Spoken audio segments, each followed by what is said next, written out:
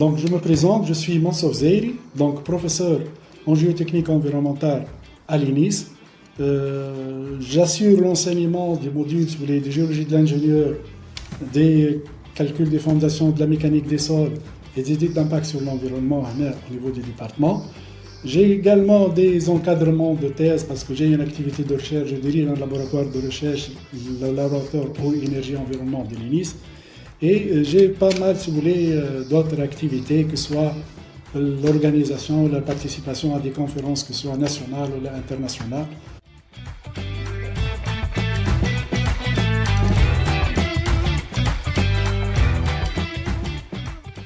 C'est une filière qui comporte deux options.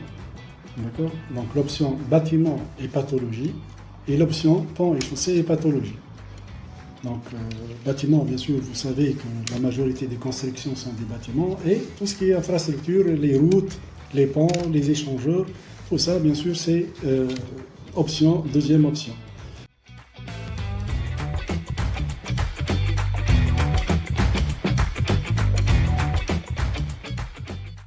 Aucune formation ne présente deux options. La seule formation, elle fait à deux options. Donc là, c'est un point avec lequel on se distingue.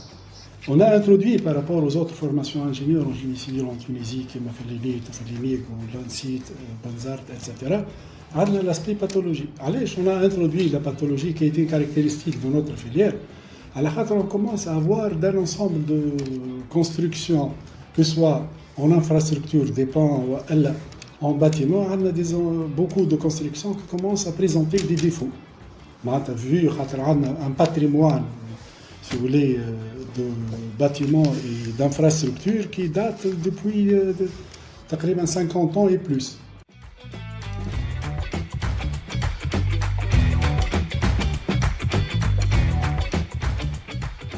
Sur la formation, l'objectif principal, c'est de former des ingénieurs qui sont capables de faire la conception, la modélisation et éventuellement suivre l'exécution au niveau des chantiers. Et donc là, ils sont initiés à tous les aspects du génie civil, depuis l'étude, la conception, la modélisation, c'est la partie étude, jusqu'à l'exécution.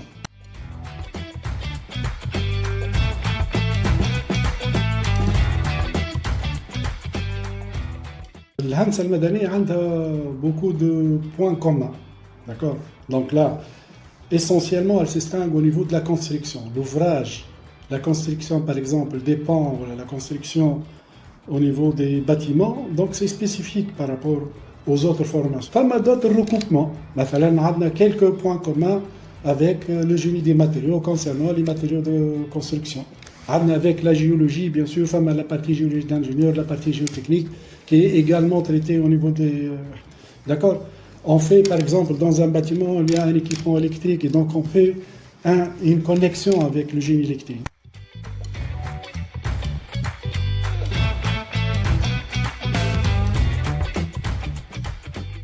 Pour les opportunités, nous avons des accords de double diplomation avec plusieurs écoles. On cumule un certain nombre de ressortissants, les Kharj, génie civil de l'INIS, qui sont actuellement en exercice à l'étranger.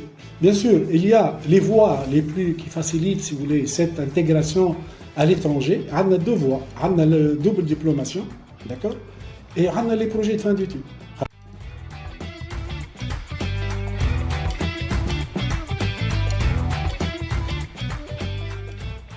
Bon, le social, bien sûr, c'est cette activité au niveau du département. D'abord, on a un club de génie civil qui est très actif et qui fait beaucoup d'événements. On a à l'aqal deux événements. L'événement journée génie civil de l'INIS annuel, ou la journée génie civil qui se fait dans toutes les écoles d'ingénieurs qui enseignent le génie civil.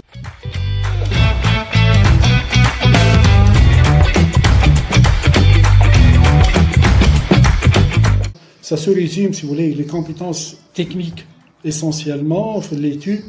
Ils maîtrisent déjà à la sortie des logiciels qui sont utilisés sur le marché et ils maîtrisent bien sûr des techniques et des méthodes qui leur permettent de s'intégrer. Notamment, ils ont beaucoup de projets. Donc la formation fait au moins en troisième année, suivant la spécialité, 5 ou 6 mini-projets. Le mini-projet, c'est un cas pratique d'ingénierie.